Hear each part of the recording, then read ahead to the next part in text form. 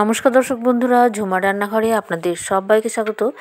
আজ আমি একটা দারুণ স্বাদের মাছের রেসিপি শেয়ার করব। দই মাছ একটু অন্যভাবে, আর এটা হোটেল বা রেস্টুরেন্টের যেমন খেয়ে থাকি তার থেকে অনেক বেশি স্বাদের, অনেক বেশি দুর্দান্ত।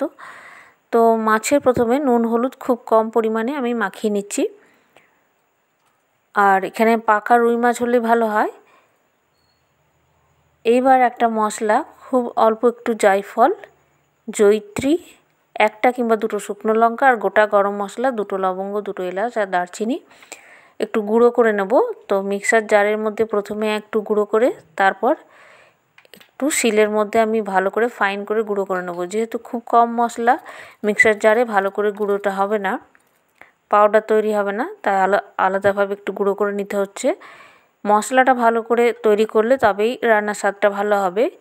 এবার মিক্সার জারে একটা বড় সাইজের পেঁয়াজ আর তার সাথে 1 ইঞ্চি পরিমাণ আদা একসাথে পেস্ট করে নিচ্ছি। এবার টক দই লাগবে, খুব ভালো করে ফেটাতে হবে। তো আমি এখানে মিক্সার জারের মধ্যে ফেটিয়ে নেব। প্রথমে 3 চামচ গাঢ় দইটা নিলাম। অন অফ করে এটা করতে হবে, এটা করতে হবে। অন করব, 1 সেকেন্ড অফ করব, সুন্দরভাবে তৈরি হয়ে যাবে। দুবারে 3 চামচ চালাতে হবে করে নিলাম। আর দুবারে 3 চামচ করে নিলেই হবে। খুব সুন্দরভাবে মসৃণভাবে দইটা ফেটানো হয়ে গেছে। একটু জল মিশিয়ে দিয়ে দিলাম মিক্সার জারের মধ্যে, একটু জল নিয়ে হলুদ আর সামান্য লঙ্কার গুঁড়ো নিয়ে নিচ্ছি। পরে আবার হলুদ একটু ব্যবহার করা যেতে পারে, আমি আর পরে হলুদ ব্যবহার করব না, তো খুব সামান্য হলুদ দিলাম।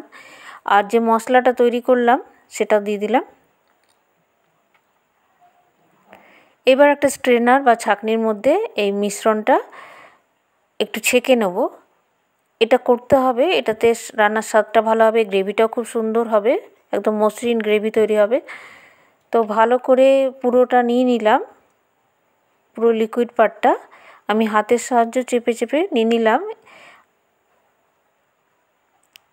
এই ছিবড়ের মতোটাও যদি না ফেলে কোনো পকোড়ার মধ্যে ব্যবহার করা যায়, কারণ জায়ফল জয়িত্রীর ফ্লেভারটা আছে। এবার সর্ষের তেল খুব ভালো করে ধোঁয়াটা পর্যন্ত গরম করে মাছটা হালকা করে ভেজে তুলে নেব। তো বন্ধুরা, রেসিপিটা যদি আপনাদের ভালো লেগে থাকে প্লিজ আমার চ্যানেল সাবস্ক্রাইব করবেন, পাশে থাকা বেল বাটনটা ক্লিক করবেন। তাহলে যখনই নতুন নতুন রান্নার ভিডিও আপলোড করব তাড়াতাড়ি আপনাদের কাছে নোটিফিকেশান পৌঁছে যাবে।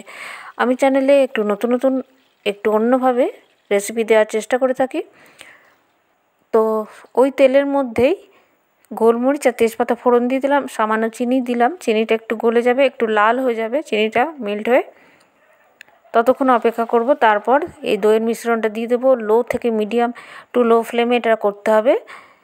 তো মিডিয়াম টু লো ফ্লেমে এটা কিছুক্ষণ রান্না করতে হবে। একটু কাশ্মীরি লঙ্কার গুঁড়ো আর নুন দিয়ে দিলাম, আর হলুদ ব্যবহার করিনি। তো 10-15 মিনিট মিডিয়াম টু লো ফ্লেমে রান্নাটা হওয়ার পর ফিরে এসেছি। খুব সুন্দরভাবে তেলটা বেরিয়ে এসেছে, কিন্তু এখানে আমার এটা একদম শুকিয়ে যায়নি, যেহেতু একটু লিকুইডটা দইয়ের বেশি আছে। তো আর বেশি জল ব্যবহার করব না। মাছটা দিয়ে দিলাম, চেরা কাঁচা লঙ্কা আর সামান্যই জল দেব। আর এখানে কয়েক দানায় চিনি দিলাম, বেশি চিনি আমি ব্যবহার করিনি। একটু জল দিয়ে আবারও 3-4 মিনিট ফুটিয়ে নিলেই হবে। প্রথমে 10-15 মিনিট মশলা কষে নিয়েছি, তারপর 3-4 মিনিট, আর মাঝে একবার মাছটা উল্টে দেবো। একদম রেস্টুরেন্ট বা হোটেলে আমরা যেমন খেয়ে থাকি তার থেকেও দুর্দান্ত স্বাদের এটা তৈরি হচ্ছে। অবশ্যই বাড়িতে বানাবেন, আর কমেন্ট বক্সে লিখে জানাতে ভুলবেন না আপনাদের কেমন লাগলো। আর ভিডিওটাকে লাইক শেয়ার অবশ্যই করে দেবেন। বন্ধুরা, ধন্যবাদ।